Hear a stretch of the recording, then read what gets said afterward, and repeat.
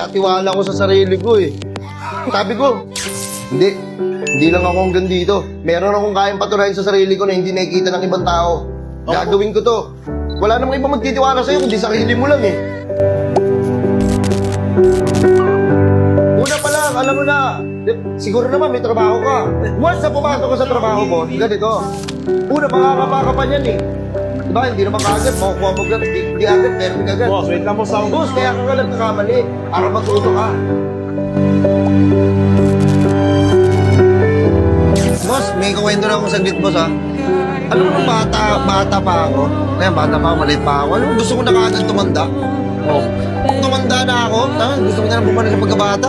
Kasi ito na pala yung tunay na laro ng mundo, no? Ng buhay. Ito na pala talaga yun. Kala ko, magpasaya maging matanda, hindi pala. Oh. Hirap na hirap ako, natutusin lang. Ano tutusin lang, ha? Oh. Ayoko gumawa na masama, eh. Ayoko.